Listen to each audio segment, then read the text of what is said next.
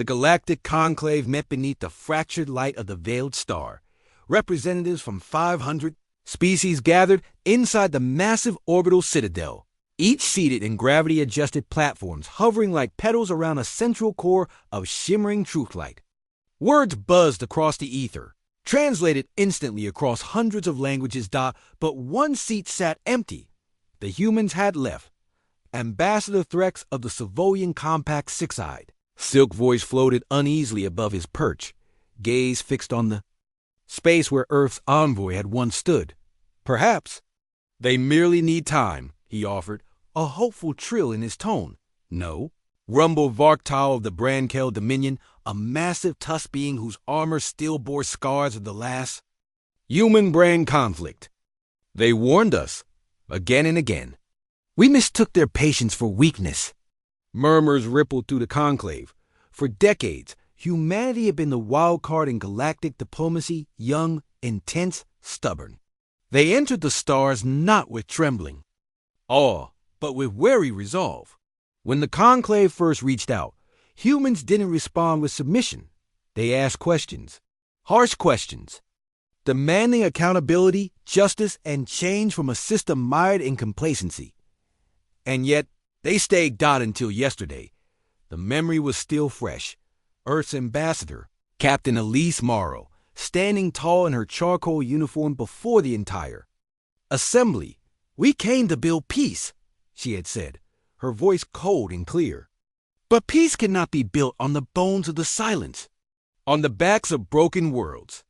Every time we proposed reform, we were delayed. Every time we uncovered injustice, you buried it. We will not participate in this illusion any longer. Then, she walked out. No threats, no demands. Just silence, followed by a fleet-wide transmission. Humanity hereby suspends participation in all conclave agreements. We will not return. And now, the stars were too quiet. Some, like the Zevari Empress, celebrated their exit. Let them sulk in their corner of the galaxy, she sneered. Their fire was always inconvenient. But that night, Zevari patrols along the Terran frontier vanished. Drones lost signal. Listening posts recorded a single phrase on loop. You no longer have eyes here. Within a week, 3 major trade networks collapsed. Entire relay stations went dark. Not because they were attacked, but because they were built with human-designed infrastructure. Systems shut down with surgical precision. No violence. No warning. Just silence. In the shadows of Galactic Sector 23. Admiral Cora Jan of the Davask Empire tried to reach out privately to human channels. Her encrypted messages, once answered with cold civility, now returned nothing. She stared at the void map on her holodisplay. Humanity's territory was surrounded by a strange emptiness. Probes sent in failed to return. Ships refused to enter. Without express orders, her second-in-command whispered, "It's as if they've erased themselves." But she knew better. They hadn't vanished. They were watching.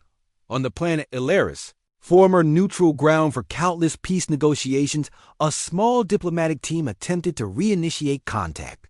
Among them was Eurotem, a historian who had spent his life studying humans. They don't wage war the way others do, he explained to his team. They don't conquer the feed. They don't expand for pride. When they fight ... it's because something sacred has been violated. But we didn't attack them, someone protested. No, Euro said.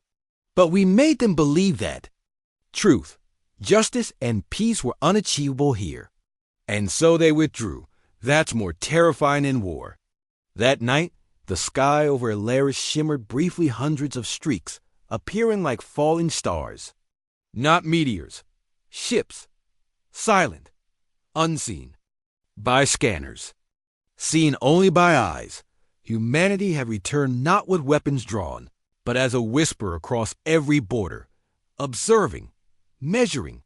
Waiting. Back in the Citadel. The conclave grew frantic. We must bring them back, pleaded some. We must prepare. For retaliation, cried others, but no attacks came. Only the absence of noise. Entire species began to feel the effects. Pirate factions who once preyed on human colonies found themselves cut off from supply chains. Arms dealers who sold weapons to oppressors found their accounts drained, their factories locked down by an ice sabotage they couldn't trace. And everywhere, the message echoed quietly in data streams, scrawled in long-dead languages on ancient satellites. We will not build peace with the corrupt. We will become peace through presence. 6 months pass. One morning, the core relay of the Citadel, untouched by any external force in over 2 centuries, blinked once. A message. Simple. Undeniable. We see you. We remember. When you are ready to be better, reach for us. And then, silence again. Stars had never been so quiet. Not in millennia. Trade slowed. Petty wars simmered and died on their own. Conclaves fell into introspection.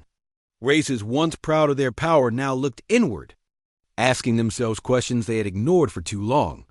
Across 1,000 worlds, monuments began to rise not to humans, but to the idea they left behind: accountability, integrity, honor. The silence humanity left behind wasn't empty-dotted, was expectant, and slowly across the galaxy, civilizations began to change, not because they were forced to, but because the absence of humanity had become the loudest voice of all.